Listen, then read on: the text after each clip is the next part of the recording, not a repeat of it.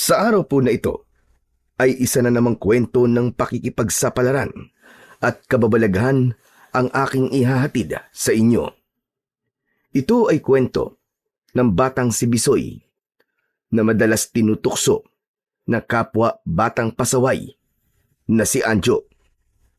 Subalit hindi nagpapatalo si Bisoy hanggang sa ang alitan sa pagitan ng dalawang bata ay lumala. Dahil yun sa patay na balon na humigop kay Anjo at nagbigay sa kanya ng kapangyarihan mula sa kadiliman.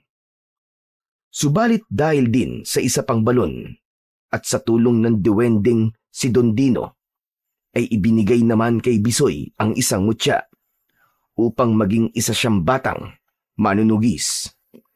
Nilabanan niya ang kasamaang hatid ni Anjo at ng aswang na abwak na namamahay sa ilalim ng patay na balon.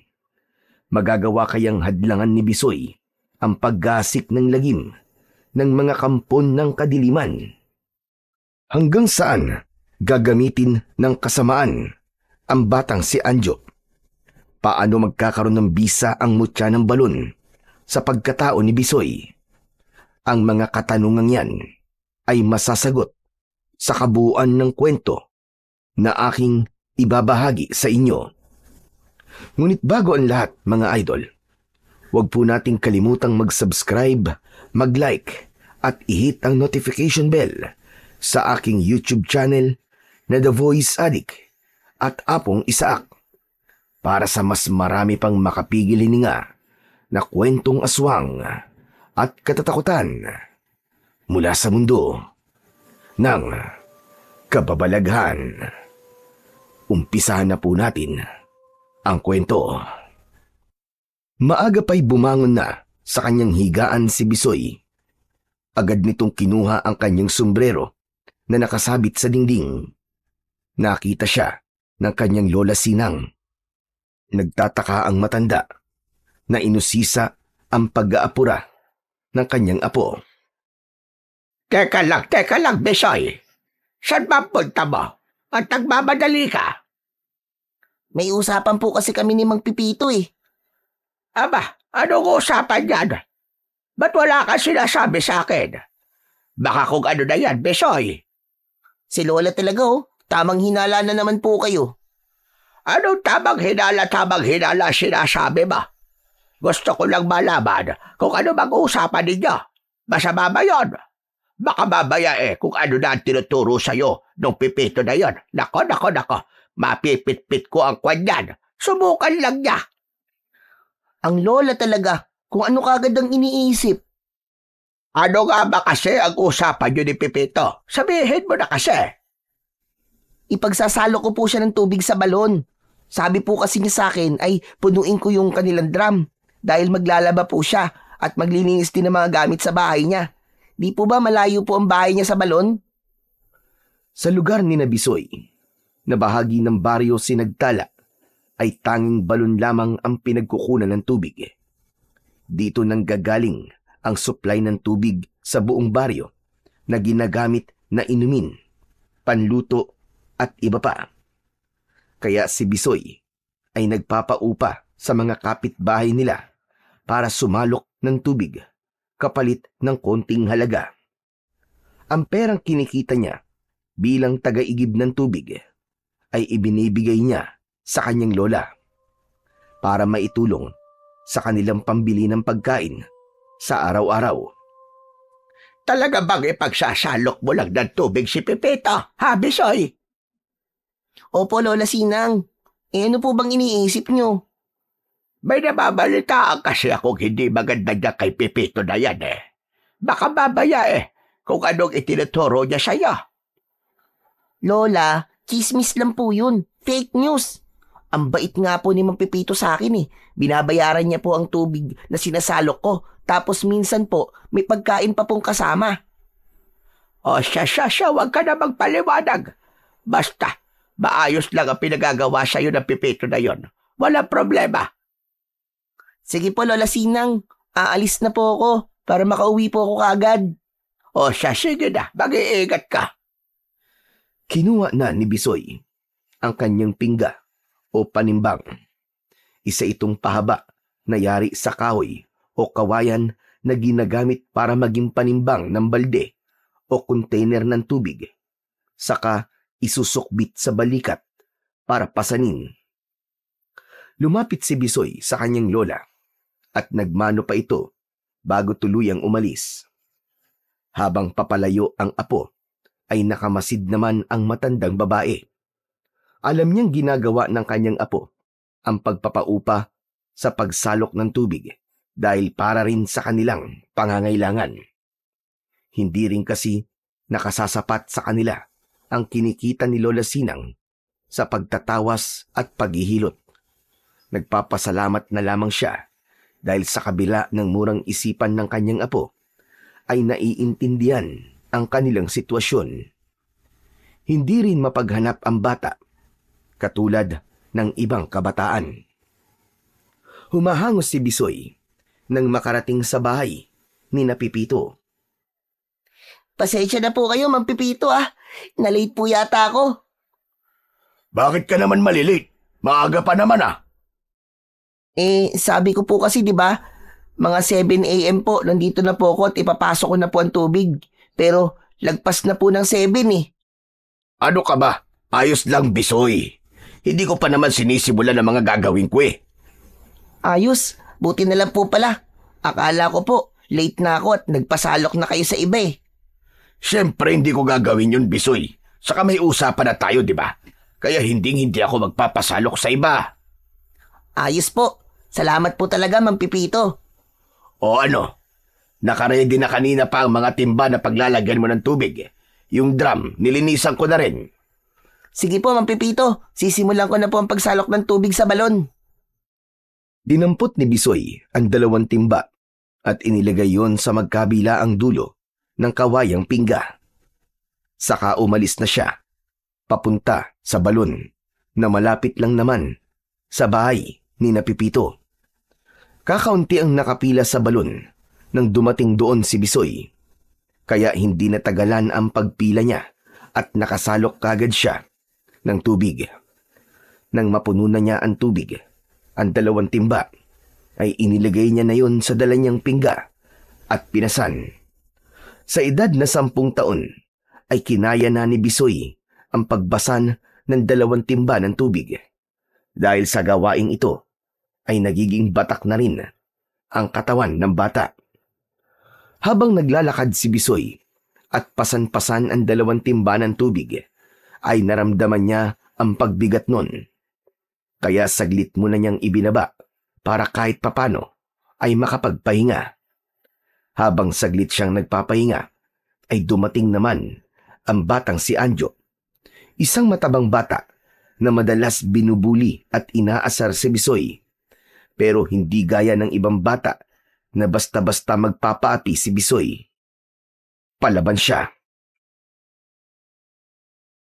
Akala ko ba malakas ka, Bisoy Bakit ibinababa yung pasan-pasan mo? Siyempre, kailangan ko magpahinga Ito ba, kaya mo Kaya mong pumasan ng 2 timba ng tubig? Ba't ako papasan yan? Saka di ko kailangan sumalok ng tubig, no? Dahil kayang-kaya yun ng lolo ko. Kasi nga, batugan ka, Anjo. Inggit ka lang. Kasi ikaw, araw-araw sumasalok ng tubig at hindi ka makapaglaro. Kaya nga hindi ka na lumaki dahil sa kakabuhat mo ng tubig. Unano ka na. Lalo ka naging bansot tuloy. Bisoy bansot! Bisoy bansot! Hoy, Anjo, kahit bansot ako, malakas naman. Ikaw, malaki nga ang katawan mo, pero puro sebo naman ang laman. Kasi ang taba-taba mo, para kang oink, oink, oink. Ako? Oink, oink? Oo, para kang ang si Lily. Ano? Ano, Lily? Ano pa ba? Di, lilitsunin. Ang yabang mo! Ako pa ngayon ang mayabang Ikaw nga itong nag-umpisa. Sumalok lang ako ng tubig pero umiepal ka. Bakit sinabihan mo ko ng Lily? Yung lilitsunin? Paano? Sinabihan mo akong bansot Totoo naman yun Hayan nga hindi ka na lumaki. Bakit? Totoo din naman yung sinabi ko Mukha kang lilitsunin. Apple na nga lang ang kulang sa'yo eh. Mukha ka na talagang lechon.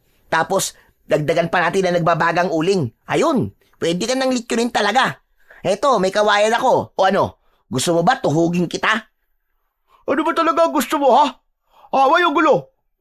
Aba, ikaw pa talaga ang may tapang ng muka na magyaya ng away at gulo ah. O ano? Akala mo aatrasan kita? Sige, subukan mo lumapit. At hahatawin kita nitong pinggan na hawak ko. O, lapit na. Para matikman mo kung gaano kasakit tumama sa katawan mo tong ginagamit kong pingga. Mahigpit na hinawakan ni Bisoy ang kanyang kawayang panimbang. Pero hindi naman lumapit si Anjo. Kahit paano, ay nagdalawang isip ito na baka nga hatawin siya ni Bisoy ng dalang pingga. Kaya tumalikod na lang ito at umalis. Pero makikita sa muka ni Anjo ang galit kay Bisoy. Puro yabang lang ang Anjo na to. Pero duwag naman pala. Akala yata niya aatrasan ko siya eh. Kung lumapit lang siya sa akin kanina, naku po. Natikman niya na kung gaano kasakit mahataw ng pingga ko. Dahil wala na si Anjo, ay ipinagpatuloy na ni Bisoy ang pagpasan sa balde ng tubig para dalhin na sa bahay ni Namang Pipito. Sinalubong pa siya nito nang makarating sa bahay niya. Nakita ko si Anjo parang mainit ang ulo. Nag-away ba kayo? Nagkasagutan lang po, Mang Pipito. Ano bang pinagtatalunan yung dalawa? Wala po yun. Talaga lang pong mahilig mambuli yung Anjo na yun. Pero duwag naman. Ano ka mo, duwag? Bakit? Hinamon mo ba ng away? Siya po nagamon. Tapos, nang pumalag po ko, siya naman po ang naduwag. Kasi may dala akong pingga. Huwag mo nalang pansinin si Anjo. Ganon talaga yon. Mahilig mambuska, pero siya naman ang pikon. Nakaka-bad trip po kasi. Wala naman po akong ginagawa sa kanya. Pero gustong-gusto niya akong asarin at sabihan na bansot. Hayaan mo na lang siya, Bisoy. Magsasawa rin yun sa pangiinis sa'yo. Tapos kapag sinabihan ko naman mukha siyang baboy na lilitsunin, galit na galit. Siya naman ang nagpasimula ng pangaasar. Kaya nga, tulad nga ng sinabi ko sa'yo, huwag mo na lang pansinin. Saka, masama ang nakikipag-away. Siya lang naman po mahilig mang away eh. Hayaan mo, kapag nakita ko ang lolo Cosme niya, isusumbong ko siya para pagsabihan. Wag na po. Kasi, kapag nalaman po niya na nagsumbong ako sa lolo niya, mang-aasar uli yun, sasabihin nun, sumbong-sumbong ako, mahaba ang tumbong. Ay nako, ikaw talaga. Sige na, isalin mo na yung balde ng tubig dun sa drum para makarami ka na. Sige po, kailangan ko na po mapuno yung drum para makauwi na rin po ako. Dahil may gagawin pa po ako sa bahay eh. Samantala, nang makauwi na si Anjo sa bahay nila, ay napansin ni Lolo Cosme na tila nagwawala ang apo. Galit ang bata. Oh, ano ba problema mo ha, Anjo? May araw din siya. May araw din na mayabang na yun. Ano ba nangyayari sa bata ka? Hambog na yun. Akala niya natatakot ako sa kanya. Teka. Sino ba kaaway mo ha? At dakdak ka ng dakdak. Para kang baboy dyan na umuusok ang ilong. Lolo naman eh. Pati ba kayo tinatawag niyo akong baboy? Dahil ba mataba ako? Hindi ka mataba. Malusog ka lang. Lolo naman eh. Parang gano'n na rin yun eh. Teka nga. Kanino ka ba naiinis ha? Sino ba talaga kaaway mo? Si Bansot po. Niyabangan ako. Si Bisoy ba? Yung apo ni Sinang? Sino pa ba? Di yun na nga. Yung Bansot na yun. Pambihira. Bakit ba kayo nag-aaway? Pwede mo naman siyang maging kaibigan. Ayoko maging kaibigan ng hambog na yun. Kaya may araw din siya sa akin. Tandaan niya yan. Anjo, tama na yan, iho. Hindi maganda sa batang nakikipag-away at nagbabanta pa. Baka mamaya samain ka sa akin. Sige ka. Kayo naman, Lolo Cosme. Wala kayo sa ayos. Parang gusto mo pa yatang kampiyan ng Bansot na yun Ayoko lang na nag-aaway kayo. Paano pa ako makakadiskarte niyan kay Sinang kung ganyang magkaaway pala kayo ni Bisoy? di, sa iba na lang kayo dumiskarte. Huwag na lang dun sa lola ng Bisoy na yun.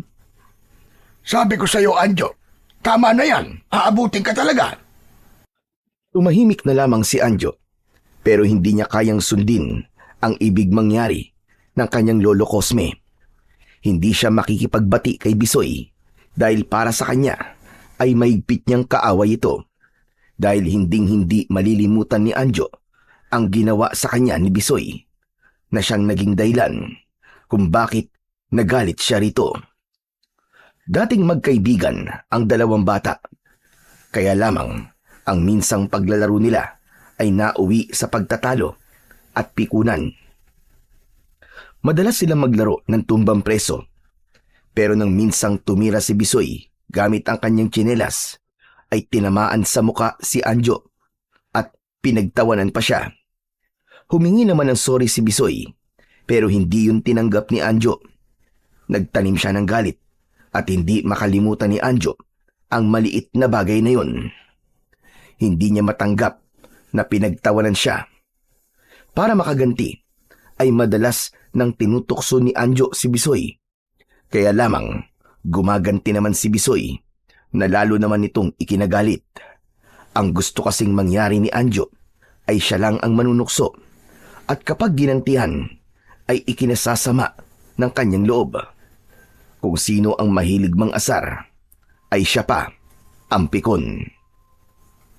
Sapagkat hindi na magkasundo ang dalawang bata, kaya pareho na ring lumayo ang loob nila sa isa't isa.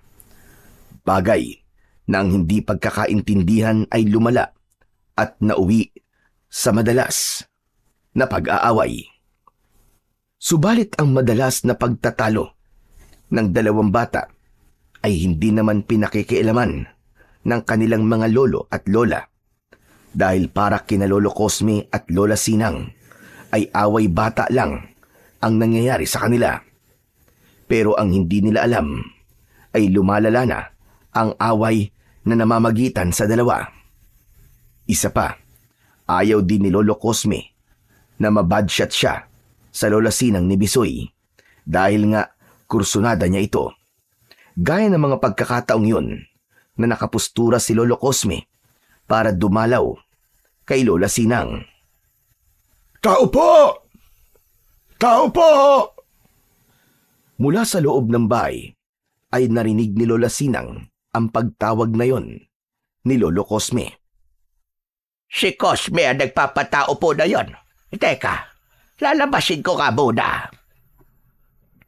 Tumayo sa pagkakaupo si Lola Sinang at pinuntahan si Lolo Cosme na nasa harap ng bahay. Oh, Cosme, napasyal ka yata. Gusto ko kasing masilayan ang iyong kagandahan, aking sinta.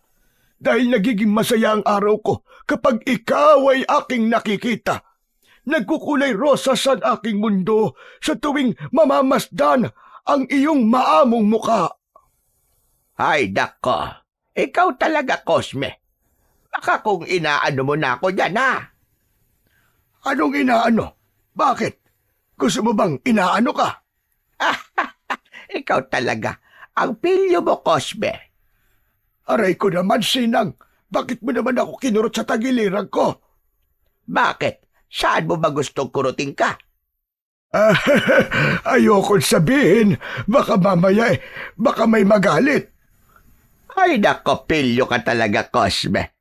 Teka, ano ba yung dala-dala mo? Oo nga pala. May dala ko para sa iyo, aking sinta. Bulaklak ng kalabasa. Aba, tamang-tama yan. May nahuli akong mga talangka. Pwede kong ihalo yan sa talangkang ginataan. Oo naman. Tapos dagdagan mo na rin ang isasaing mo, ha? Para sabay tayong kakain. Magkakainan tayong dalawa. Sobra ka talaga, Belio. Halika na nga. Pumasok ka muna dito sa loob ng bahay. Samantala, ang pag-uusap at harutan ni na Lolo Cosme at Lola Sinang ay nakita at naririnig ni Bisoy, na napapakunot ang noo at nakasimangot dahil hindi niya gusto na dumadalaw ang lolo ni Anjo sa kanyang Lola Sinang. Kaya nang makaalis na si Lolo Cosme, ay nakita siya ni Lola Sinang na tahimik at tila inis si Bisoy. Nilapitan siya ng kanyang lola. May problema ka ba, apo? Parang naiinis ka yata. Hindi ba ipinta ang itsura mo kanina pa? Bakit niyo po kasi tinanggap dito sa bahay natin yung lolo ni Anjo eh? Oh, maayos na bumisita dito si Cosme. Kabastusan naman kung itataboy ko siya. Abay, bakit ba? Ayoko po kasi na pumupunta po siya dito sa atin. Abay, bakit naman? Dahil ba hindi mo kasundo ang apo niya? Hindi dahil di kayo nagkakasundo ni Anjo. Pati ako dapat magagalit na rin kay Cosme. Abay, mali yun, apo. Ang kasalanan ni Juan ay hindi mo pa pwedeng ibunton kay Pedro. Bakit, Lola? Gusto niyo po ba si Lolo Cosme? Magandang lalaki siya, di ba? Saka sweet din. Dinadalhan pa ako ng regalo. Sus, dahil lang sa bulaklak ng kalabasa na regalo niya, mabait at kinilig na kagad kayo? Abay, salbahe bata ito. Ang importante doon ay naaalala niya ako. Sabi nga sa Ingles it's the thought that counts.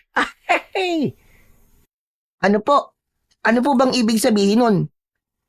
Hindi importante kung ano ba yung ibinibigay sa'yo. Ang mahalaga ay naaalala ka niyang bigyan. Yun ang ibig sabihin nun. Basta. Ayoko po sa lolo ni Anjo. Ayoko po siya para sa inyo. Apo, bata ka pa, kaya hindi mo kami naiintindihan. Pero bakit ba ayaw mo makipagkaibigan na lamang kay Anjo? Salbahe po kasi siya, Lola Sinang. Kaya ayoko rin siyang maging kaibigan. Hay nako, bahala ka nga. Pero apo, wag mo naman sanang pigilang maging masaya ang lola mo. Dahil masaya ako kapag kasama ko si Cosme. Hindi na lang umimik si Bisoy. Pero ano pa bang magagawa niya? Kaya hahayaan na lang niya ang kanyang lola kung masaya itong makipagkaibigan kay Lolo Cosme. Pero hinding-hindi siya makikipagkaibigan sa batang lilitsunin na si Anjo.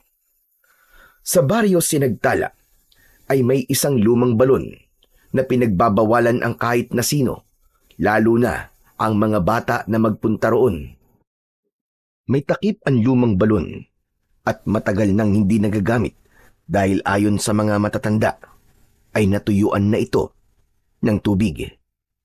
Tinatawag din nila itong patay na balon, kaya upang walang maaksidente dito ay tinakpan na lamang.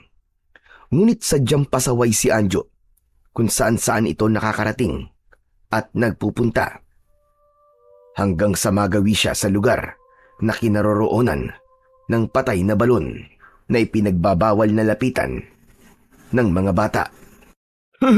Sigurado ako na nananakot lang ang mga matatanda na wag lumapit sa patay na balon na to. Pero na kayang meron dito? Teka lang, may naisip ako. Tama, alam ko na.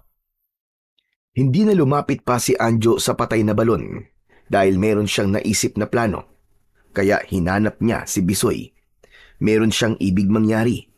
Nang makita niya si Bisoy, ay malaki ang pagkakangiti ni Anjo na lumapit rito. Ikaw na naman? Oh, galit ka na kagad ah. Siyempre, ikaw kagad ang nakita ko eh. Kaya na bad trip ako. Ayaw mo bang makipagkaibigan sa akin? Ayan nga oh, nakangiti na ako sa'yo. Nagulat si Bisoy sa sinabi ni Anjo.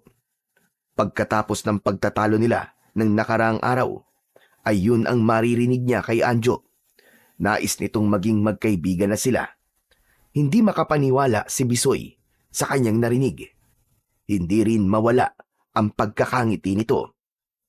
Teka. Hindi ka ba nilalagnat? Ikaw ba yan, Anjo? Sigurado ka ba sa sinasabi mo? Oo naman. Naisip ko kasi na mas mainam kung magiging magkaibigan na tayo. Talaga lang, ha? Oo nga. Bakit? Ayaw mo ba ako maging kaibigan? Depende. Naisip ni Bisoy na baka sinabihan din ito ng Lolo Cosme niya. gaya ng sinabi rin sa kanya ng kanyang lola Sinang na dapat ay maging magkaibigan na lang sila para wala ng gulo. Dahil si Anjo na ang nag-umpisa para maging magkaibigan sila at mabait ang pakikitungo sa kanya. Kaya naman, naisip ni Bisoy na pwede niyang subukang makipagkaibigan uli dito. Tutal ay dati naman na magkalaro sila. Kaya lang, hindi alam ni Bisoy ay may ibang agenda si Anjo at nagawa yung itago ng batang pasaway. O paano? Pwede na ba tayo maging magkaibigan? Pwede. Ayan! Sinabi mo yan ha! Pwede na tayo maging magkaibigan. E di, maaari na kitang yayain maglaro. Ano namang laro? Kahit ano. May naisip akong lugar kung saan tayo pwede maglaro. Saka may mga puno din doon ng santol. Pwede tayong kumuha. Babatuin na lang natin. Uy, gusto ko yan. Paborito kong santol, lalo na kung matamis. O ano, tara na. Puntahan na natin. Isinama ni Anjo si Bisoy sa lugar na malapit sa patay na balon. Totoo naman na may tanim na santol doon at namumunga na rin. Pero Anjo, di ba ipinagbabawal na pumunta dito? Lalo na ang lumapit dyan sa patay na balon. Maglalaro lang naman tayo eh. Saka walang makikialam sa atin dito. Walang istorbo, panigurado yun. Ang totoo ay nagkunwari si Anjo na makikipagbati kay Bisoy para gawin ang kanyang plano. Ngayong kasama na niya si Bisoy ay umiral na ang pagiging salbahe nito.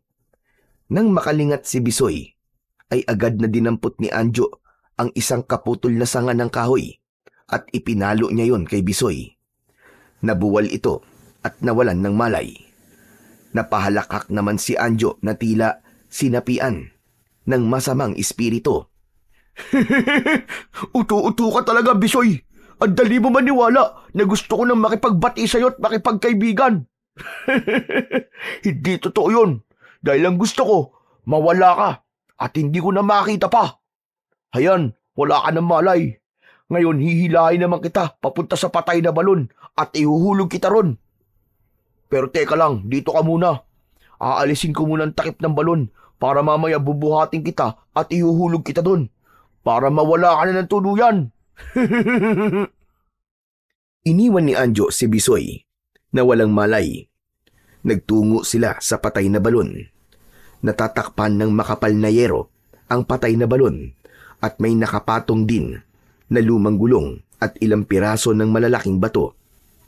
Isa-isang inalisyon ni Anjo hanggang sa matanggal na niya ng tuluyan ang takip ng patay na balon. Ayos na! Natanggal ko na ang takip nitong balon.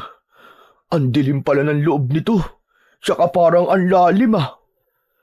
Teka, pwede ko nang buhatin si Bisoy at ihuhulog ko na siya rito.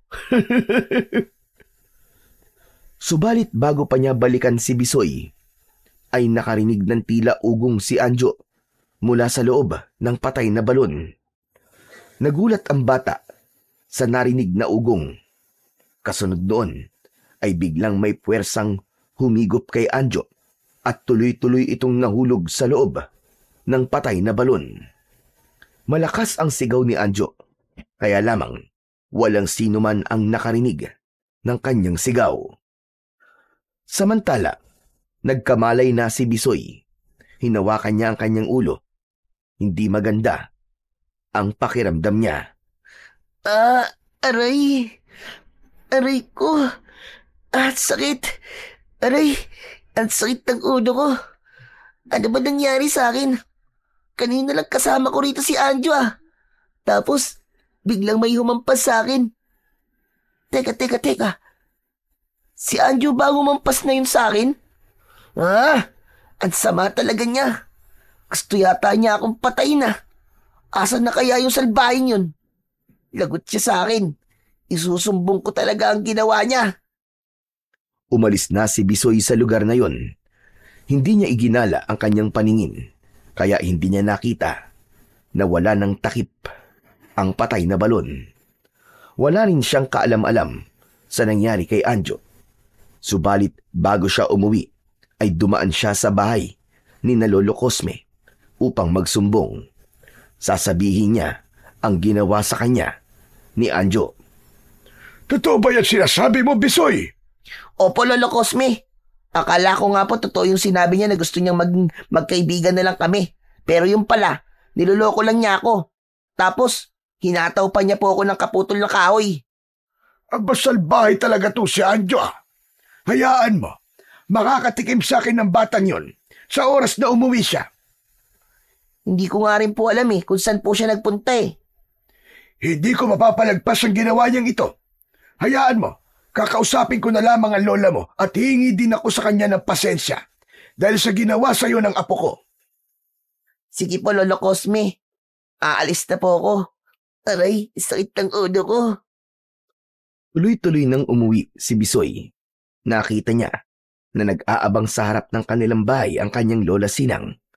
Makikita sa muka ng matandang babae ang labis na pag-aalala. Saan ka magaling, apo?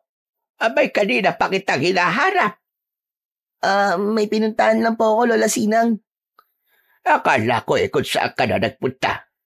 Nag-alala ko. Natakot ako, apo. Si Lola talaga, Ayos lang po ako, Lola. Ito nga po, buhay na buhay ako. Saka gwapong-gwapo pa rin. May himig pagbibiro pa ni Bisoy habang kausap niya ang lola niya. Hindi na rin niya sasabihin ang ginawa sa kanya ni Anjo. Ayaw niyang lalo pang mag-alala ito. Isa pa, naisumbong naman na niya kay Lolo Cosme at nangako ito na siya na ang bahala at kakausap sa apo. Samantala, gabi na ay wala pa rin si Anjo. Kaya naman, nag-alala na rin si Lolo Cosme. Kaya hinanap na niya ang kanyang apo. Nagawi siya sa bahay ni na Lola Sinang. Kaya nagtataka ang matandang babae kung bakit gabi na ay gumagala pa rin si Lolo Cosme. Hinahanap mo ang apo mo, Cosme? Oo, Sinang. Akala ko kung saan lang nagpunta. Pero gabi na'y wala pa rin siya. Si Bisoy ba nariyan? Natutulog na. Ganun ba? May itatanong sana ako. Pero hindi bale. Huwag mo na siyang istorbuin. Kanina nga rin kung anong oras nang umuwi ang batang yun Nako. Saan kaya nagpunta ang apo ko? Baka naman uuwi rin yun at inabot lang ng gabi sa paglalakwatsa. Pero Sinang, maghahating gabi na. Sana na walang masamang nangyari sa kanya. Samantala, ng gabing yun, habang maliwanag ang buwan, sa lugar ng patay na balon, ay nananatiling wala pa rin itong takip. May ugong na maririnig sa loob ng balon, kasabay ang tila ipo-ipo. Maya-maya pa ay iniluwa ng patay na balon ang katawan ni Anjo. Wala itong malay. Saglit pa ay gumalaw ang kamay nito.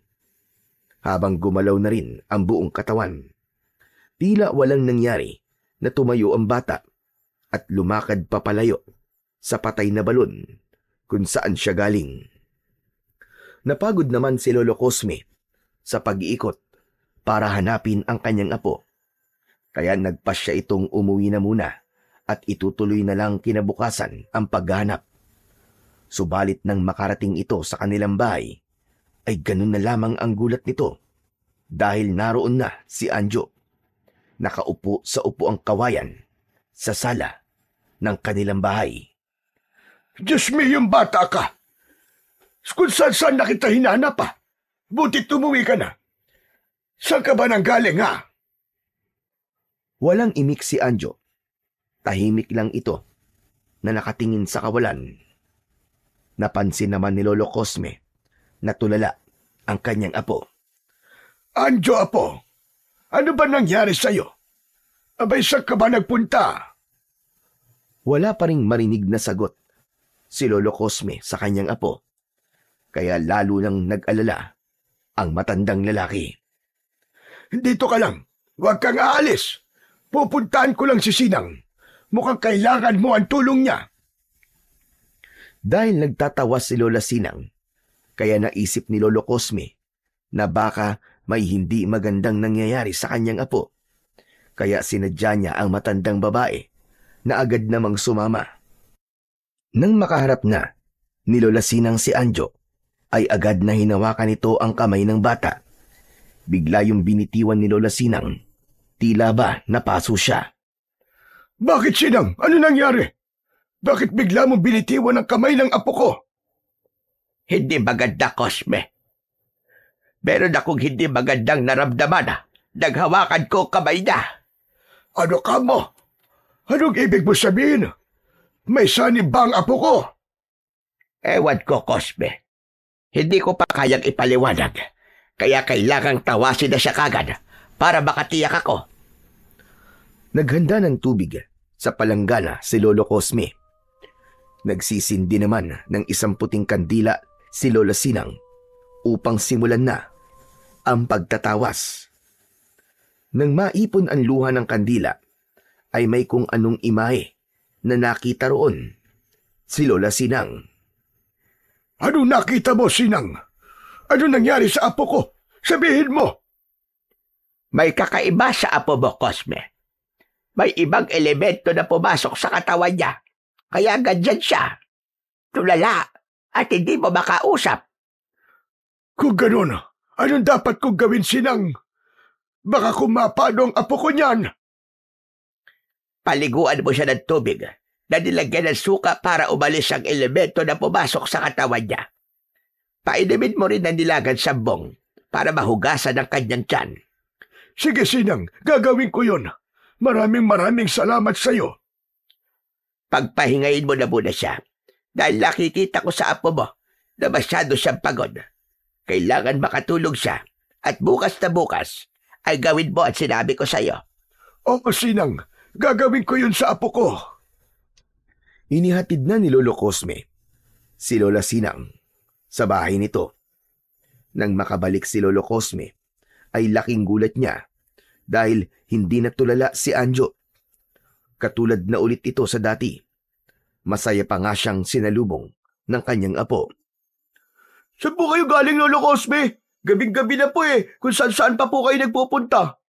Aba, ikaw nga ba yan, Anjo? Oo naman po, ako po ito. Pero kanina lamang ay tulala ka.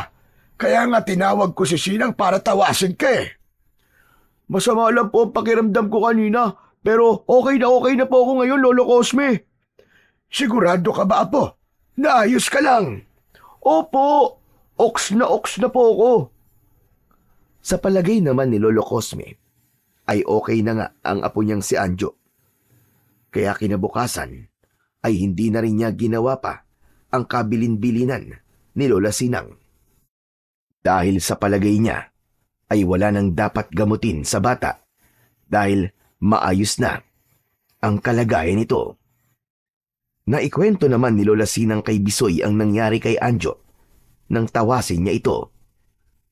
Ano po? Nasapian po ng ibang elemento si Anjo? Oo, apo. Yun ang nakita ko. Nang tawasin ko siya. Kawawa naman pala siya. Kahit pasaway siya at salbahe, nakakaawa pa rin po siya. Kaya nga dapat gawin ni Cosme yung billing ko sa kanya para mawala at umalis ang elementong pumasok sa katawan ng kanyang apo. Sana po maging mabait na po si Anjo kasi nakakainis siya Lagi na lang niya po akong pinagtitipan. Basta, ang masasabi ko lang sa iyo, apo, hanggat magagawa mong maging mabait at mapagpasensya ay gawin mo. Mahirap din kasi yung meron kang kaaway. Kapag ang isang bata ay mahilig mang-away, madaling nakakapasok sa kanya ang masasamang elemento. Kaya siguro napasukan kagad si Anjo.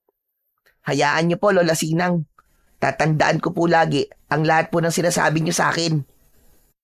Dahil nga nagbalik na sa dating ugali si Anjo, ay hindi na sinunod ni Lolo Cosme ang bilin ni Lola Sinang. Tiwala siya na totoong maayos na ang kalagayan ng kanyang apo. Subalit pagdating ng gabi, natulog na si Lolo Cosme, ay walang kamalay-malay ang matandang lalaki na bumabangon si Anjo at lumalabas ng bahay. Binabagtas nito ang daan patungo sa patay na balon kung saan may kababalagang nangyari sa kanya. Nananatiling walang takip ang patay na balon dahil pinakialaman ni Anjo ang takip nito. Nang makarating ang bata sa gilid ng balon, ay biglang nanginig ang katawan nito. Napaluhod siya sa lupa at biglang nagbago ang itsura niya. Naging isang uri ng aswang si Anjo. Yun ang elemento na pumasok sa kanyang katawan na namalagi naroon dahil sa hindi pagsunod ni Lolo Cosme sa bilin ng matandang magtatawas. Nang ganap nang magbago ang anyo ni Anjo, ay lumikha siya ng tunog. Habang lumilikha siya ng kakaibang tunog, ay may mga kakatuwang nilalang na lumalabas mula sa patay na balon. Mga uri ng aswang na abwak na namamahay sa ilalim ng lupa. Lumalabas ang mga ito upang maggasik ng lagim at isama sa loob ng balon ang sinumang magiging biktima nila. Kaya ng gabing yun ay nabalot ng lagim ang buong baryo Sinagtala. May mga taong natagpo ang patay at meron ding nawawala. Nabalot ng matinding takot ang baryo, lalo na't hindi nila alam kung paanong nagkaroon ng mga kakaibang uri ng aswang sa baryo na nambibiktima at pumapatay. Diyos ko, nakakakilabot talaga ang nangyari na yon. Lola, saan po kaya galing yung mga aswang na yun, no?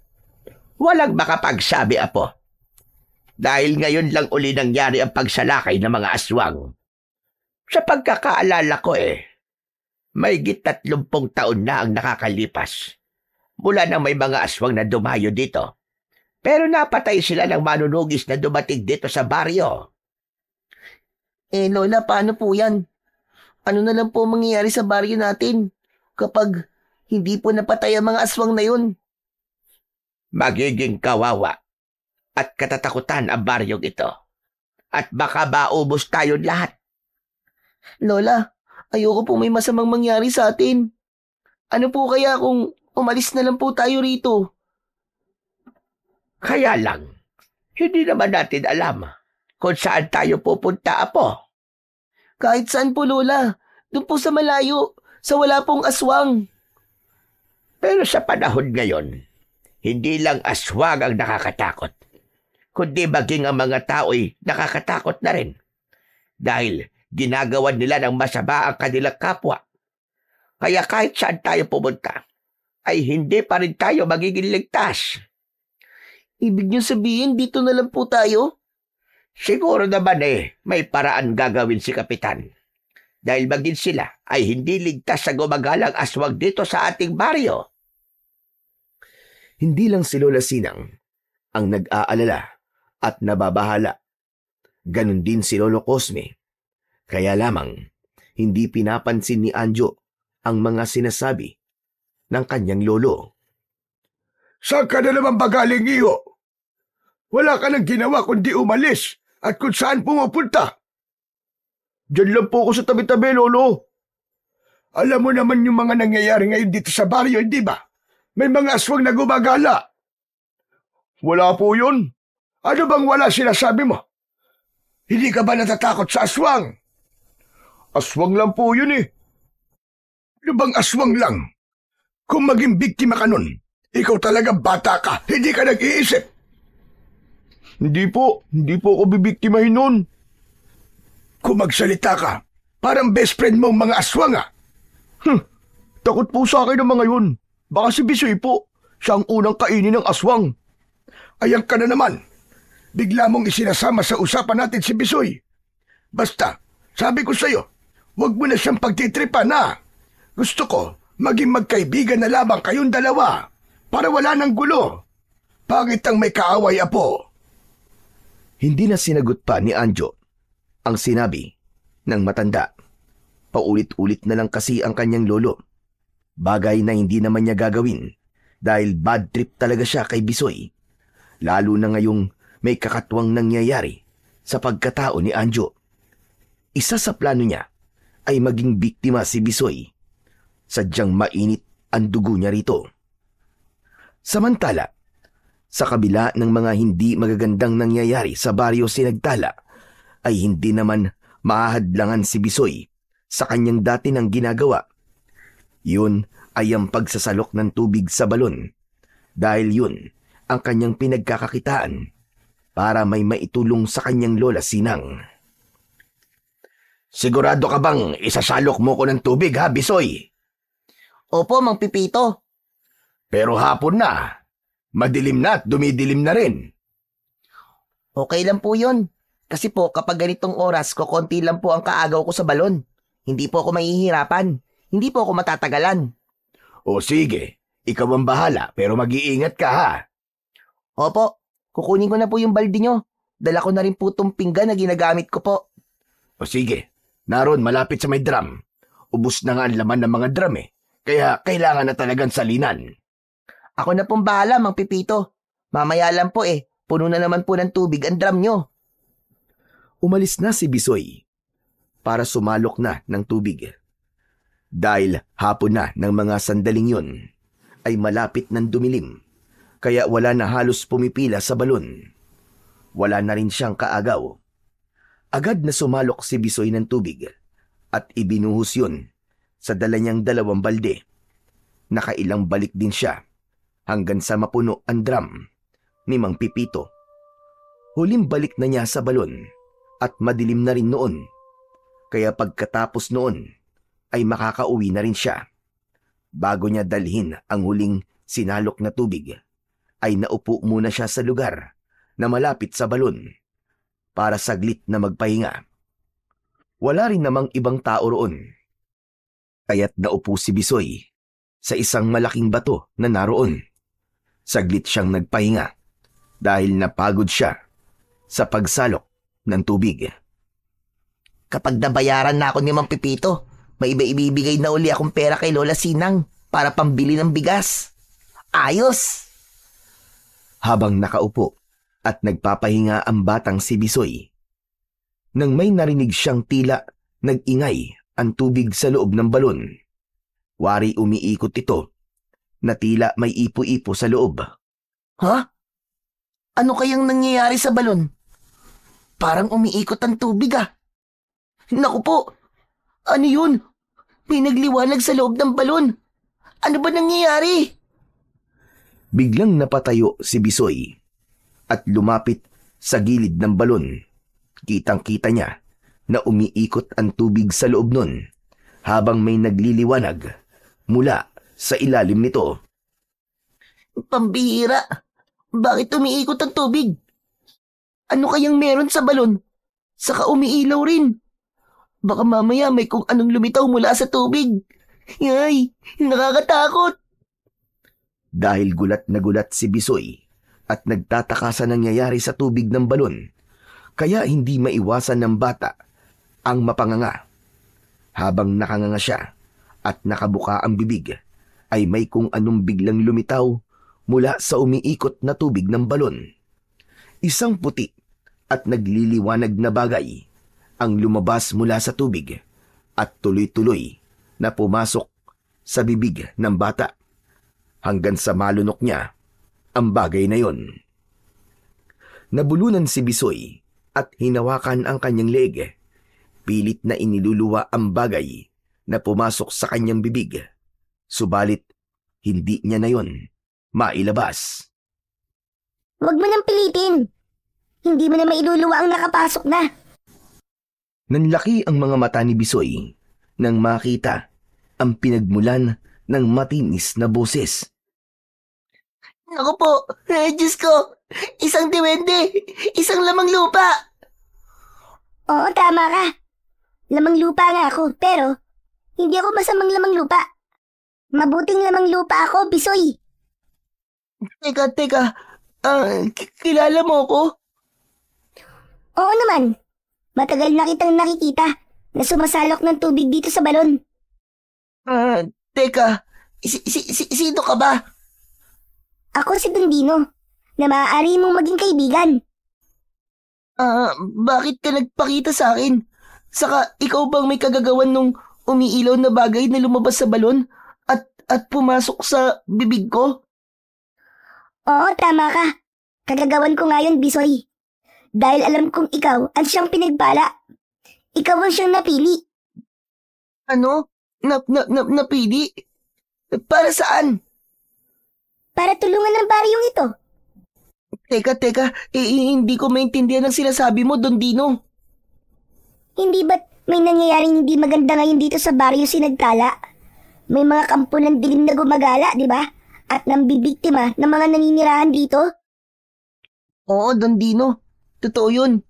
May mga napatay na sila at meron ding mga nawawala. Payag ka bang manatili ang lagim dito sa baryo nyo? Siyempre hindi. Dahil kawawa naman ang mga taong mapapahamak. Tama ka. Kawawa talaga sila. Kaya nga ikaw ang magliligtas sa mga taga rito. Ha? Ako? Ayos ka lang ba? Ano ba magliligtas ang sinasabi mo, Don Dino? Paano ko sila ililigtas? Sige nga. Yung nagliliwanag na bato na pumasok sa bibig mo. Yun ang mutya ng balon na to. Ha? Ano? Mutya ng balon? Tama ka. Ipinahihiram namin mga mabubuting diwende sa nilalang na mapagkakatiwalaan. Ikaw nga ang siyang napili. Kaya magagamit mong kapangyarihang taglay ng mutya ng balon para pigilan ang lumalaganap na lagim dito sa inyong baryo. Teka, sigurado ka ba, Don Dino? Ako ang haharap sa mga aswang at masasamang elemento? Oo, sigurado ko, Bisoy. Walang duda. Ikaw nga ang haharap sa kanila. Pero, paano ko gagawin yun? Ang pinggan na ginagamit mo na panimbang sa pagbubuhat mo ng balde ng tubig. Yan na magiging sandata mo, Bisoy. Magagamit mo yan para labanan at harapin ang mga kampo ng dilim. Dahil magkakaroon ng pambihirang kapangyarihan ang pingga habang hawak mo. Talaga? Don Dino? Magkakaroon ng kapangyarihan ng pingga ko?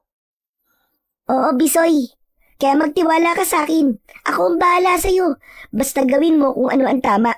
At isang maigpit na bilin. Ha? Maigpit na bilin? Ano yon, Don Dino? Hindi mo maaaring ipaalam sa kahit kanino ang tungkol sa mutya ng balon. Kahit sa lola ko? Kung sa lola mo lang, maaari naman. Dahil alam kong kakampi mo siya at mapagsasabihan mo ng sikreto. Pero sa ibang tao, wag na wag mong ipapaalam dahil posibleng mawala ang bisa ng mutya ng balon. Sige na, hanggang sa muling pagkikita, kaibigan. Biglang naglaho si Don Dino. May gusto pa sanang sabihin si Bisoy, kaya lamang wala na ang kaibigan niyang duwende. Napatingin si Bisoy sa hawak niyang pingga. Ang sabi ni Don Dino ay hindi na ito magiging pangkaraniwang panimbang lamang, kundi magkakaroon na yon ng kapangyarihan. Dahil ito ang kanyang magiging sandata. Napangiti ang bata at hinaplos-saplos ang kawayang pingga. Saka tumayo ito at inilagay na ang balde sa magkabila ang dulo. Masaya nang inihatid ni Bisoy ang balde ng tubig. Kinamang Pipito. Ayos ka lang ba, Bisoy? Opo, Mang Pipito. Bakit po? Bigla ko nanibago sa'yo eh. At sigla-sigla mo pa rin kahit napakarami ng nasalok mong tubig sa balon. Parang hindi ka man lang napagod. Kwan po kasi. Masigla lang po ako at nasa kondisyon po ang katawan ko ngayon. Saka parang kakaiba ang saya mo. May nangyari ba sa balon? Po, ano pong mangyayari naman ang ibig niyong sabihin? Baka may nakita kang nagpasaya sa'yo. Baka nakita mo yung crush mo kaya nagkaroon ka ng inspirasyon. Nako, hindi po. Saka bata pa po ako, Mang Pipito. Wala pa po sa isip ko ang crush-crush na yan. Tama lang yun. Saka nag-aaral ka pa. Hindi na nga po, Mang Pipito eh. Ano ka mo? Abay, bakit naman? Hindi po kasi kaya ng lola ko kasi po wala po siyang maayos na trabaho. Abay, ganun ba? Hindi bale. Sabihin mo sa lola mo na sa susunod na pasukan ay mag-aral ka na uli. At ako ang bahala. Wow! Talaga po? Oo naman. Malaga kasi sa isang kagaya mo ang nag-aaral para marami kang matutunan. Maraming salamat po, Mang Pipito. Sabi ko na nga po mabait po talaga kayo. Heto nga pala ang bayad ko sa pagpuno mo sa drum ko. 50 pesos yan. Tapos, iuwi mo na rin itong lutong ulam na adobo. Marami kasi ako niluto. Sobra sa akin. Kaya mag-uwi ka na para may ulam kayo ng lola mo. Naku, matutuwa po si Lola nito kasi may libre po kaming ulam.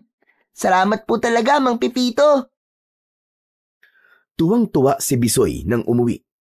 Dala ang pera at libreng ulam galing kay Mang Pipito.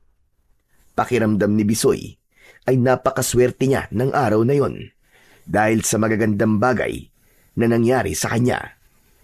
Mula sa pagkakaroon niya ng kaibigang diwende, pagtataglay ng mutya ng balon at ang pangako ni Mang Pipito na siya na ang bahala sa pag-aaral niya sa susunod na pasukan. Masayang ibinalita ni Bisoy ang mga sinabi ni Mang Pipito, pero hindi muna niya sinabi ang tungkol sa mutya ng balon na nasa katawan niya.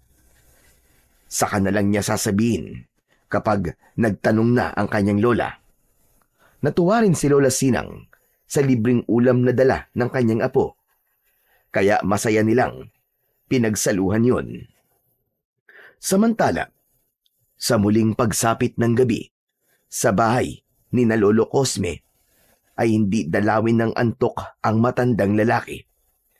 Hindi naman mapakali si Anjo na kanina pa ito palakad-lakad. Napansin ng kanyang lolo ang tila pagiging balisa ng kanyang apo. Susantissima Anjo, para kang pusang hindi mapaanak dyan. Ano ba nangyayari sa iyo? Wala po, Lolo. Medyo sumasakit lang po ang tiyan ko. Kaya po ako lakad ng lakad. Di ilabas mo na yan. Sige na, pumunta ka na rin sa banyo. Ayaw po lumabas, Lo Baka maya-maya pa. Isang dahilan kung bakit hindi mapalagay si Anjo dahil mamaya lang ay maghahating gabi na.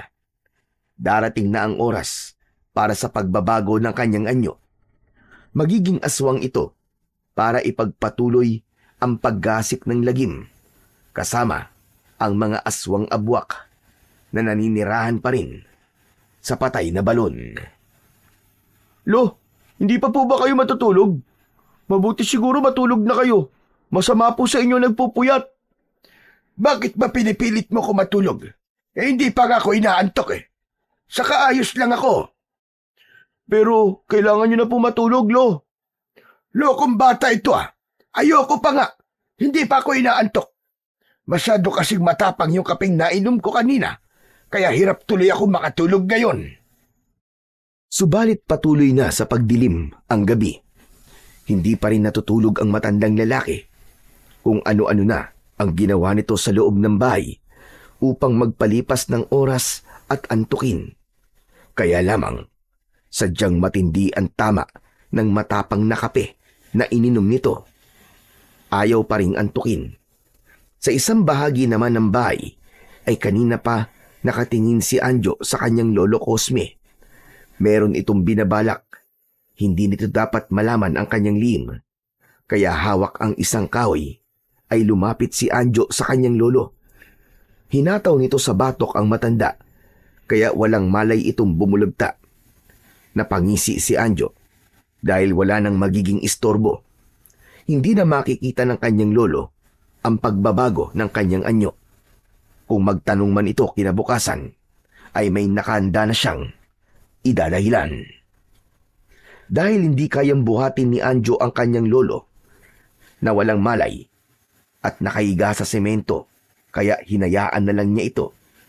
Kasabay ng paggudyat ng hating gabi ay nagbago naman ang anyo ni Anjo.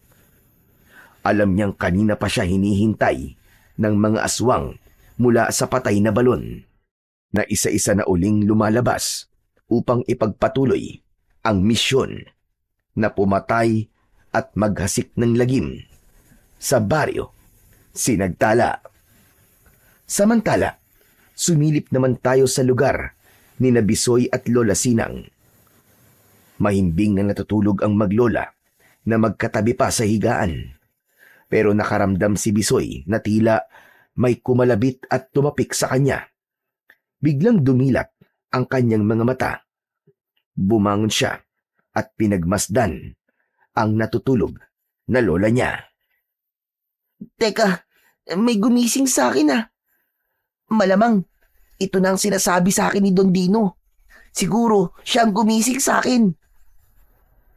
Dahan-dahang tumayo ang bata upang hindi magising ang kanyang lola Sinang. Sa kanya dinampot ang kanyang pingga na ginagamit sa pagbuhat ng balde ng tubig. Nang hawakan niya ang pingga, ay bigla itong kumislap. Kasunod ay may enerhiyang dumaloy sa kanyang katawan. Ang galing, tama si Don Dino.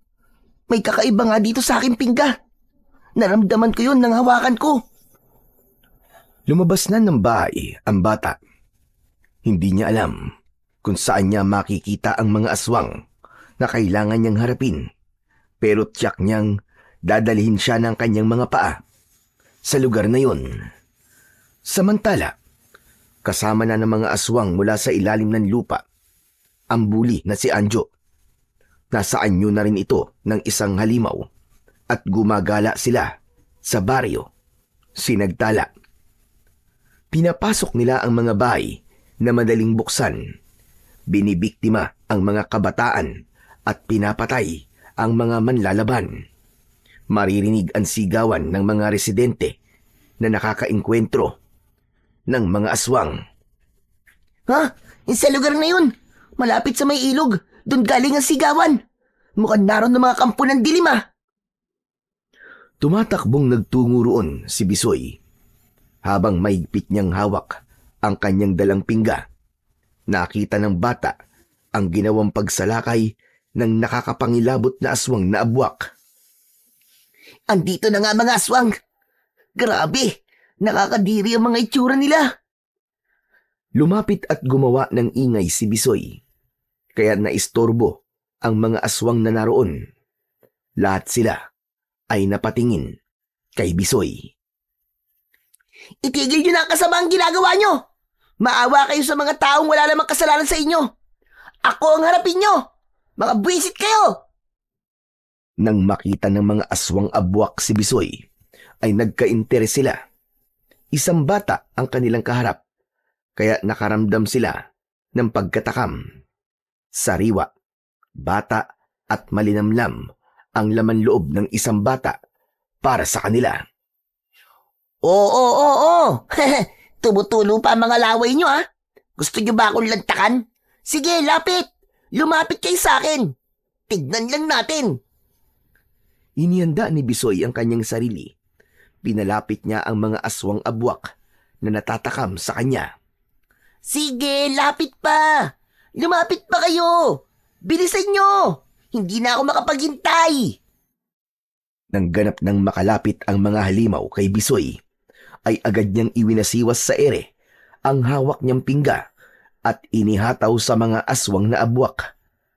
Umaaguntok at napapangiwi sa sakit ang bawat aswang na tamaan ng pingga na hawak ni Bisoy. Ito ang kanyang tanging sandata na ginagamit dahil yon ang itinuro sa kanya ng kaibigan niyang diwende na si Don Dino. Subalit sa kabila ng paulit-ulit na paghataw ni Bisoy, nagagawa lamang niyang saktan ang mga aswang abwak na sumusugod sa kanya. Wala pa rin sa mga ito ang namamatay. Hanep pa, mukhang matitibay ang mga aswang na to. Ayaw pa rin nilang matepok. Pero hindi ko sila susukuan. Gagawin ko ang aking makakaya. Ipinagpatuloy ni Bisoy ang pakikipaglaban sa mga kampon ng kadiliman. Hanggang may ikinagulat ang bata dahil sa ginawa ng mga aswang abwak na nakikipagpambuno sa kanya. Ang mga aswang abwak na lalaki ay naging bayawak at ang babaeng aswang abwak naman ay naging ibong kulay itim. Hala, nagbago sila ng anyo. Naging mga hayop ang mga aswang. Sumugod ang mga aswang abwak na naging ibong itim.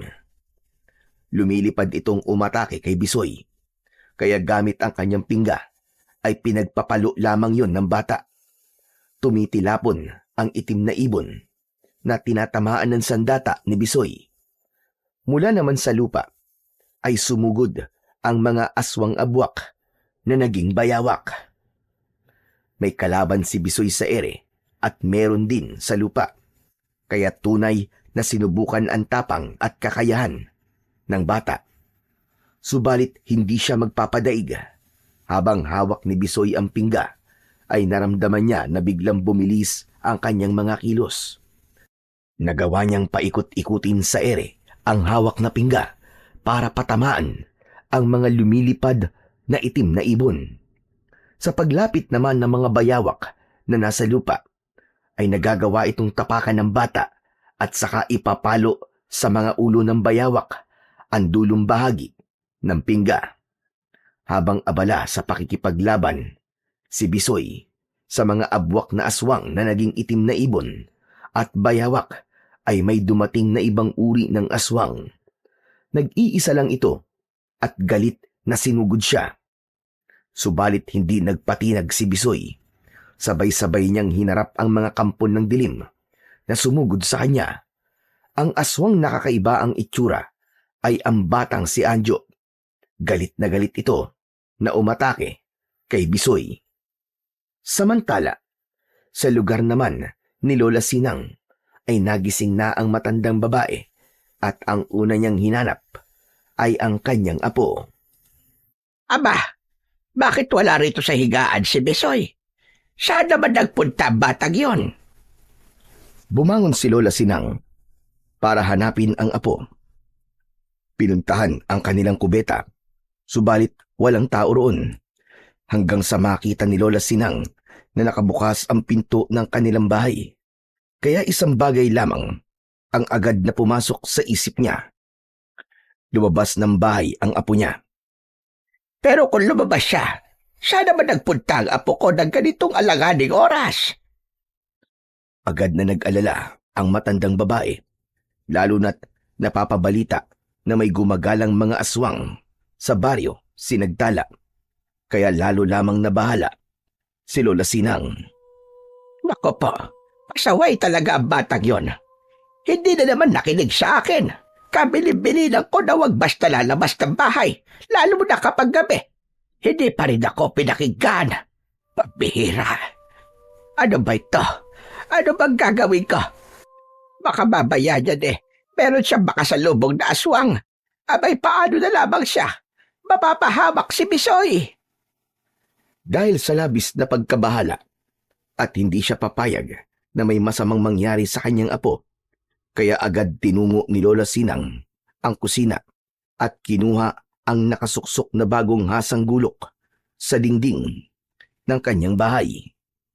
Ito gagamitin ko laban sa aswang.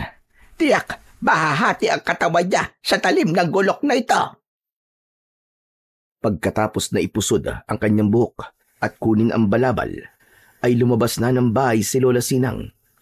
Hahanapin niya ang apo niyang si Bisoy. Kailangan matagpuan niya agad ang kanyang apo. Tinahak ng matandang babae ang madilim na daan. Mabilis ang kanyang mga hakbang. Nakikiramdam siya dahil hindi niya alam kung ano bang panganib ang nag-aabang sa kanya. Hanggang tila may nakasunod na sa kanya. Sa halip na lingunin niya, ang naramdaman niyang nilalang na nakasunod ay binilisan niya ang kanyang paglalakad nang walang lingon-lingon. Subalit ramdam din ni Lola Sinang na nagmamadali ang nilalang na sumusunod sa kanya. Kaya lalo pa niyang binilisan ang kanyang paglalakad. Hanggang sa may nakita siyang isang malaking puno at bigla siyang nagtago roon. Ramdam niyang hinahanap siya ng nilalang na nakabuntot sa kanya. Diyos ko, malamang isang aswang ang sumusunod sa akin. Gusto pa akong biktimahin ng lokong aswang na ito. Akala yata niya papayag akong gawin niya akong pagkain. Hindi mo ko matitikmang aswang ka. Mamamatay na muna ako bago mo ko matikman. Humanda sa kanyang pinagkukublian si Lola Sinang hanggang sa mapansin niya ang isang anino na papalapit sa kanya. Sige lang, lumapit ka pa. Lapit ka pa at tagpas talaga ang leg mong halimaw ka. Hinding-hindi ka sasantuhin ng matalas kong gulok. Itinaas na ni Lola Sinang ang kanyang hawak na gulok nang makita niyang malapit na sa kanya ang anino. Wala ka nagkawala ngayon, hayop ka. Mamatay kang aswang ka! Subalit narinig ni Lola Sinang ang malakas na sigaw ng taong kanyang tatagain. Ganun na lamang ang gulat ng matandang babae nang makilala kung sino ang taong hahatawin sana niya ng kanyang matalas na gulok. Diyos mio, Santissima Marimar! Cosme! Ikaw ba yan? Oo, aking Sinang. Ako nga ito, si Cosme. Diyos ko, akala ko'y katapusan ko na at magiging kwento na lamang ako. Buti na lang pala. Pinigilan ko ang sarili ko at hindi ko kagad naihataw itong aking gulok. Kung nagkataon, ay talagang kwento ka na lang. Kaya nga, muntik na akong maputulan ng ulo. Sa talas ba naman ang gulok mo? Jack, tagpas ang leg ko dyan. Ikaw naman kasi, Cosme. Ano ba yung drama mo na may pasunod-sunod kapag nalalaban? Gusto sana kitang gulatin, Sinang. Dahil nga nakita kita na naglalakad na walang kasama. Saka kaya kita sinundan ay para bantayan ka.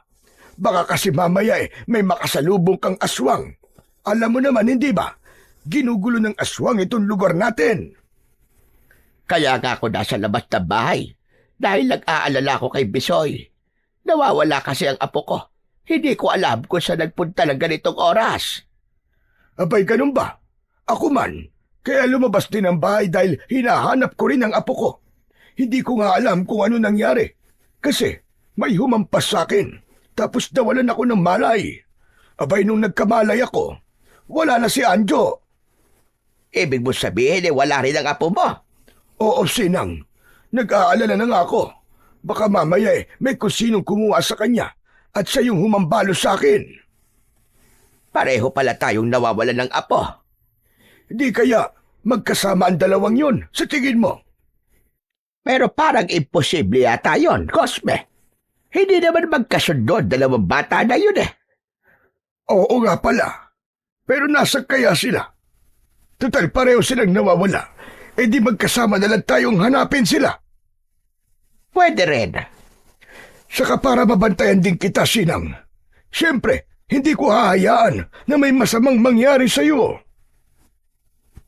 Dahil nagkasundo ang dalawang matanda, kaya magkasama sila sa paghahanap sa kani-kanilang mga apo. Samantala, tapos na sa pakikipagtuos si Bisoy sa kampon ng kadiliman. May mga napatumba siya, subalit ang iba ay umurong at bumalik sa patay na balon. Nakaharap din ni Bisoy si Anjo na nasa anyo ng isang halimaw. Kaya lamang hindi ito napuruhan, kundi nasaktan lamang ng tamaan ng pingga na gamit na sandata ni Bisoy. Kakaiba ang aswang na yun na sumugod sa akin kanina. Dahil siya lamang ang hindi naging itim na ibon o kaya ibayawak. Pero kahit na anong aswang pa siya, magkakapareho lang sila. Masasama sila at naggasik ng lagim dito sa baryo si Nagtala. Kaya kailangan silang malipol. Kailangan silang puksain. Pero umurong sila kanina eh. Kaya hindi pa ako tapos sa kanila. Alam kong magkakaharap pa uli kami. Magkasamang naghahanap ang dalawang matanda nang makita nila si Bisoy na naglalakad. Bisoy, apo! Diyos ko, maraming salamat, Panginoon, at nakita ka namin. Lola, ba't po kayo lumabas? Nag-alala kasi ako sa iyo, apo. Wala ka kasi nang magising ako. Iniisip ko baka kung ano na nangyari sa iyo dahil lumabas ka ng bahay. Abay, teka, saan ka ba nagpunta? Kwan, dyan lang po. Ba't kasama niyo po si Mang Cosme? Hinahanap din kasi niya si Anjo. Nawawala raw. Tapos nagkita kami. Kaya heto, magkasama kami para hanapin kayo dalawa. Hindi ko naman po kasama si Anjo eh. Alam ko, Bisoy. Nag-aalala rin kasi ako sa apo ko. Buti ka, nakita ka ng yung lola. Si Anjo kaya. Saan kaya nakarating ang apo ko na yun? Apo, halika na. Umuwi na tayo. Cosme, mauna na kami ng apo ko. Pasensya ka na. Hindi na kita masasamahan pa at sumasakit ang rayuma ko.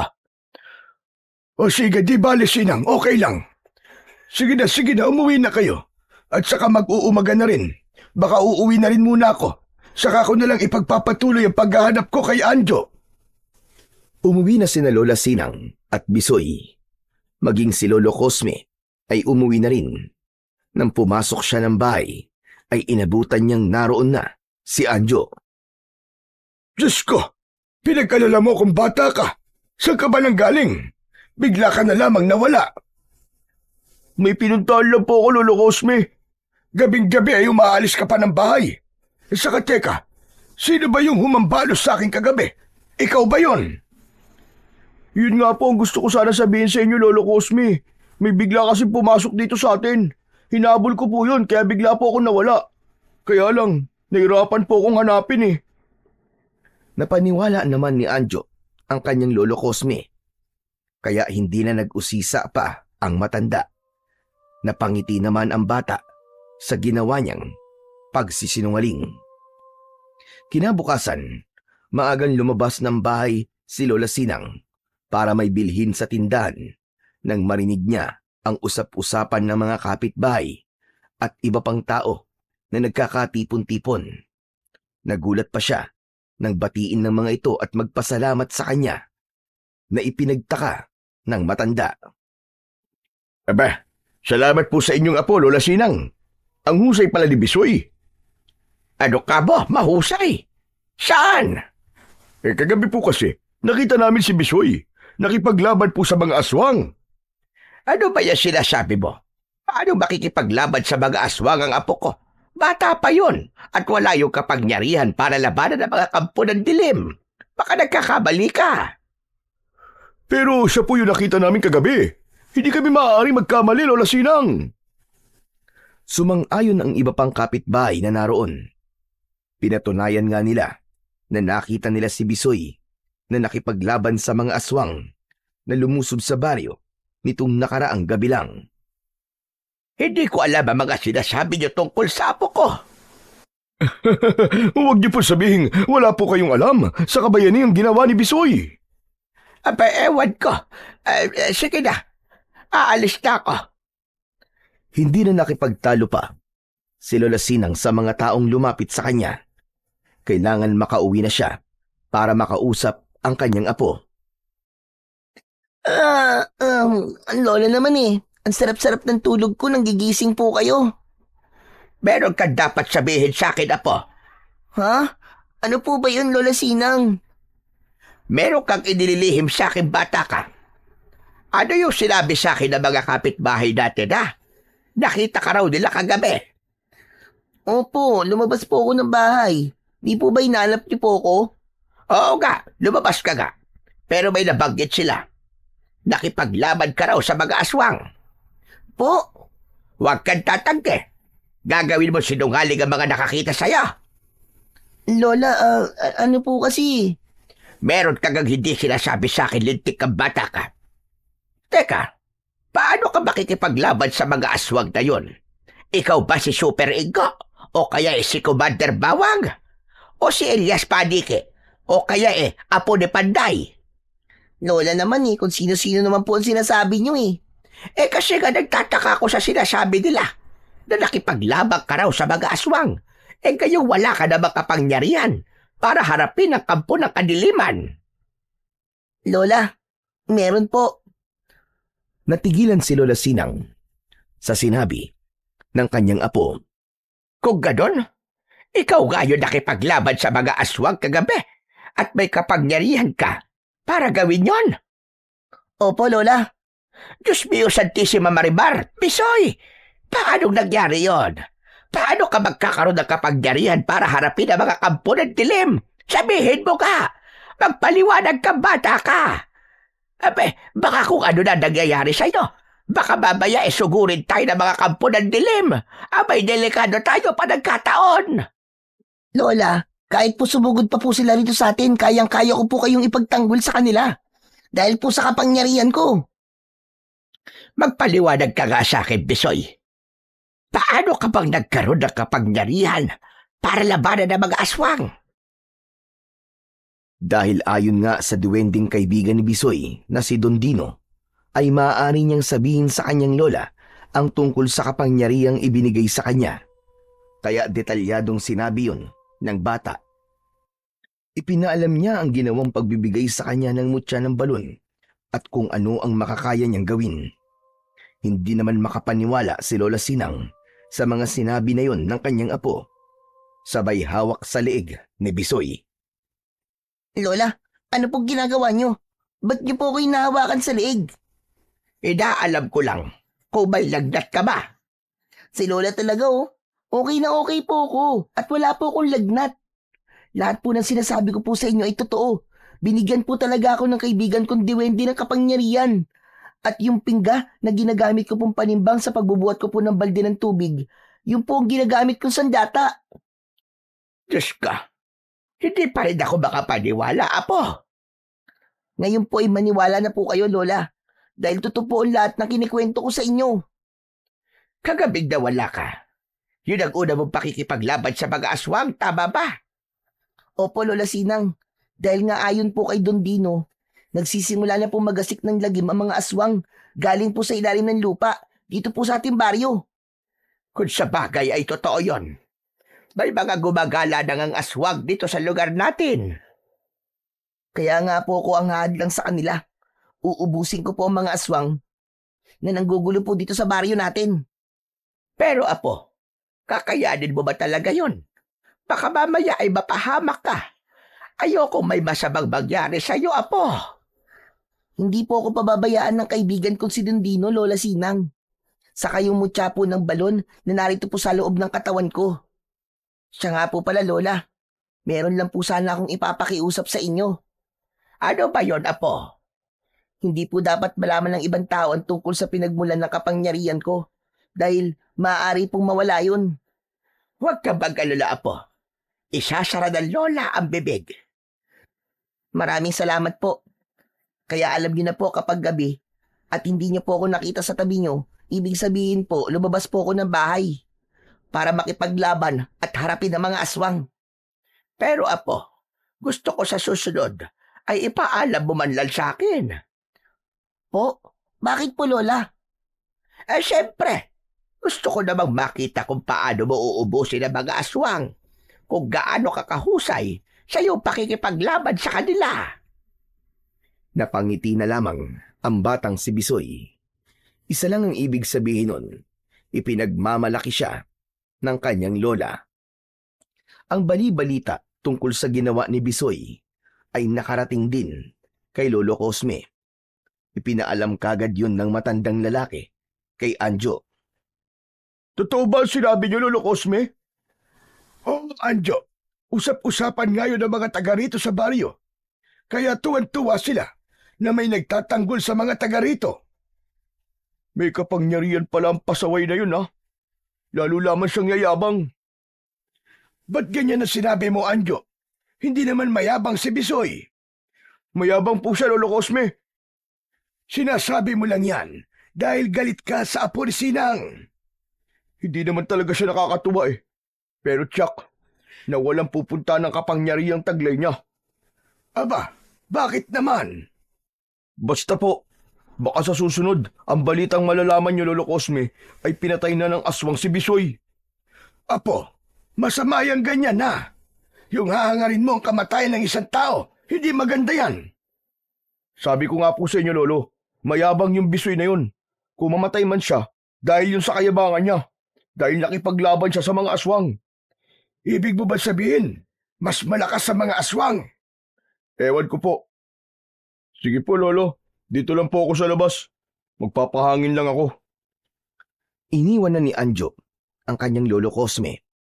Pero ang totoo, kaya siya lumabas ay para hindi makita ng kanyang lolo ang nararamdaman niyang inis dahil marami ring mga aswang abwak na napatay si Bisoy. Hindi siya makakapayag na malipol ang mga aswang na kasama niyang sumasalakay sa baryo. Nangingibabaw na sa pagkatao ni Anjo ang kasamaan. Kakampi na siya ng mga aswang abwak. na namamahay sa patay na balon. Masama ang loob niya kay Bisoy na pumatay sa mga aswang na nakasama niya. Kaya may nabuong plano si Anjo. Isang hapon ng mga sandaling yun, humahangos si Anjo na nagtungo kina Lola Sinang. Tinawag niya ang matandang babae. Nagmamadali namang lumabas ang lola ni Bisoy. O Anjo, bakit? Ano kailangan mo at humahangos ka? Lola Sinang, kailangan ko po ang tulong nyo. Tulong? Bakit? Si Lolo Cosme po kasi may nangyari po sa kanya. Abay, bakit? Ano nangyari sa lolo mo? Hindi ko nga po alam eh. Para po siya sinasapian ng masamang espiritu. Nagwawala po. Kailangan niya po na tulong nyo. Kailangan po matawa siya kagad. Halika na, puntahan na natin ang lolo mo. Pero teka, sasabihan ko lang si Bisoy. Nasasama ako sa'yo, sandali lang. Nagmamadaling nagpaalam si Lola Sinang sa kanyang apo. May itatanong pa sana si Bisoy sa kanyang lola. Kaya lang, nagmamadali na itong umalis. Nakita niya, nakasama si Anjo para tulungan daw ang lolo nito. Habang papalayo, ay nakatingin si Bisoy na may pagtataka. Subalit nang malapit na sina Lola Sinang at Anjo sa bahay nila, ay saka sinabi kung nasaan ang kanyang lolo. Wala po sa bahay namin si Lolo Cosme. Naroon po, malapit po sa may patay na balon. Ano ka ba? Patay na balon? Abay, bakit naroon siya? Ano ginagawa niya ron? Ewan ko po, pero naroon po si Lolo, kaya doon po natin siya pupuntahan. Walang nagawa si Lola Sinang dahil ang nais niya ay makita rin si Lolo Cosme upang kanyang tulungan. Hanggang sa makarating na sa lugar na malapit sa may patay na balon ang dalawa. Kaya lamang, wala rin doon si Lolo Cosme. Teka, Anjo. Wala naman dito lolo mo ah. Niloloko mo ba ako? Hindi na sinagot pa ni Anjo ang tanong na yon ng lola ni Bisoy, kundi hinataw niya ito ng hawak niyang kahoy. Nabuwalang matanda at nawalan ng malay. Mahinang nilalang. Isang hataw lang ng kahoy. Tulog kagad. Hinila ni Anjo ang matandang babae sa isang tagun lugar na may mga matataas na halaman. Sa kanya itinali sa isang puno. Pasensya ka na, Lola Sinang, pero dito ka muna. Kailangan kong gawin to para matupad ang plano ko sa mayabang mong apo. Tsak, hahanapin ka niya. Dahil ilang oras na ang lumipas, ay hindi pa umuuwi si Lola Sinang. Kaya nag-alala na si Bisoy. Lumabas na ito ng bahay upang magtungo sa bahay ni na Lolo Cosme. Habang naglalakad si Bisoy at binabagtas ang daan, papunta sa bahay ni na Anjo, nang makita niya ang lolo nito. O Bisoy, abay saan ka pupunta? Plano ko sanang pumasal sa inyo. Andun ba ang lola mo? Po, hindi ba kayo nagkita ng lola ko? Aba hindi. Bakit nasa ba ang lola mo? Sinundo po ni Anjo kanina sa bahay and sabi, kailangan niyo raw po ng tulong ng lola ko dahil may nangyari daw po sa inyo. Ano ka mo? Aba teka, wala naman nangyari sa akin. Kanina ko pa nga rin hinahanap si Anjo. Hindi ko alam kung saan nagpunta. Sabi ko na nga ba, kaya kanina pa hindi maganda ang kutob ko eh. Lolo Cosme, hanapin po natin si Lola Sinang. Baka kung anong ginawa sa kanya ni Anjo. Ano? Ba't naman may gagawing masama sa lola mo si Anjo? Basta po, yun po nararamdaman ko. Hindi ligtas ang lola ko kay Anjo, kaya hanapin na po natin siya. Hindi na kumontra pa si Lolo Cosme sa sinabi ni Bisoy, kundi lumakad na sila para hanapin ang matandang babae na si Lola Sinang. Isa pa, nagkakaroon na rin ng pagdududa si Lolo Cosme sa kanyang apo dahil sa mga kakaiba nitong ikinikilos ng mga nakalipas na araw. Hindi nga niya makausap ng maayos dahil marami itong dahilan at palusot. Kung malalaman lang sana ni Lolo Cosme, ay nagawa siyang saktan ni Anjo dahil nasa ilalim na ito ng kapangyarihan ng kadiliman mula sa patay na balon. Ipinagpatuloy ni na Lolo Cosme at Bisoy ang paglalakad upang hanapin si Lola Sinang hanggang sa makarinig siya ng kakaibang ingay. Nakakapanindig balahibong mga ungol mula sa kung anong nilalang. Nagulat na lang ang dalawa nang pinaligiran na sila ng mga aswang na abwak. Diyos mio! Mga aswang na abwak ang mga ito! Sila nga nang gugulo at nag-aasik ng lagim sa ating baryo, Lolo Cosme. Galing sila sa ilalim ng lupa, sigurado yan. Maaaring may nagbukas ng lagusan, kaya nakalabas ang mga halimaw na yan. Lagusan? Lolo Cosme? Saan ho yun? Oo, Bisoy. Ang patay na balon. Yun ang sinasabing lagusan ng mga kampo ng dilim mula sa ilalim ng lupa. Kaya ngayon ay nandito na sila dahil nabuksan yon. Naputol ang pag-uusap ng dalawa dahil sa pagsalakay ng mga aswang abwak. Pumuesto si Bisoy sa unahan ni Lolo Cosme. Sa likod lang po kayo, Lolo Cosme. Ako pong bahala sa mga aswang na yan. Ang dala ko pong pingga, ang lilipol sa kanilang lahat. Humanda kayo, mga aswang kayo! Nagkubli na lamang ang matandang lalaki sa likod ng batang si Bisoy. Hindi rin niya kayang labanan ang mga aswang. Wala siyang kakayahan at wala rin siyang anumang sandatang dala. Kaya hinayaan na lamang niyang makipaglaban ng bata sa mga halimaw na nakapaligid sa kanila. Maliksi at ubod ng bilis ang bawat kilos ni Bisoy. Tinitiyak niyang tatamaan ng kanyang sandatang pingga ang mga aswang na umaatake. Hindi naman siya nabigo dahil umaaguntok at umiigik ang bawat aswang na hatawin ni Bisoy ng kanyang hawak na sandata. Bilib na bilib ang matandang lalaki sa ginawa ni Bisoy. Bagamat nagtataka siya kung paanong nagkaroon ng pambihirang kapangyarihan ang apo ni Lola Sinang. Hindi yun ang panahon para usisain niya si Bisoy. Ang mahalaga ng mga sandaling yun ay mapatay ng bata ang mga halimaw at makaligtas sila, maging ang kabuuan ng baryo, mula sa paggasik ng lagim ng mga aswang abwak. Sige lang, Bisoy! Kaya mo yan! Malaki ang tiwala ko sa'yo! Huwag mo silang tigilan! Patayin mo silang lahat! Opo, Lolo Cosme! Uubusin ko po ang mga walang niyang aswang na to. Wala po akong ititirang buhay sa kanila. Buong buo na napanood ni Lolo Cosme ang pakikipagpambuno ni Bisoy sa mga kampon ng dilim hanggang sa maubos ang mga ito at naiwang nakandusay sa lupa. Itinaas ni Bisoy ang hawak niyang pingga at nagliwanag nun. Ang liwanag mula sa pingga ay lumipat sa mga nakahandusay na aswang. Umusok ang mga bangkay ng aswang abwak. Nasunog ang mga ito at naging abo na humalo sa lupa. Ayos na! Wala na po sila, Lolo Cosme. Pero hindi tayo nakatitiyak. Maaaring may mga dumating pang kauri nila mula sa ilalim ng lupa. Malalaman ng kanilang mga kauri ang pagkamatay ng mga kasama nila. Eh ano pong gagawin natin? Kailangan takpan ng lagusan. Ang patay na balon. Pupunta po tayo doon? Oo! Nagmamadaling nagtungo sina Lolo Cosme at Bisoy sa kinaroroonan ng patay na balon.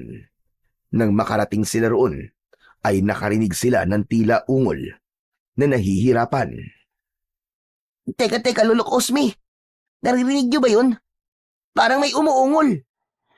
Baka aswang abwak yan at ibig tayong linlangin.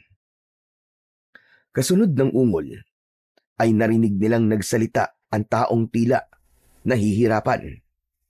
Nanlaki ang mga mata ni Bisoy dahil parang pamilyar sa kanya ang tinig ng nilalang na humihingi ng tulong. Teka. Lolo Cosme. Parang si Lola Sinang yun ah. Aba, boses yun ng lola ko. Oo, Bisoy, tama ka. Boses nga yun ni Sinang. Halika, puntahan natin! Nagmamadali nilang hinanap ang pinagmumulan ng boses ni Lola Sinang hanggang sa nakita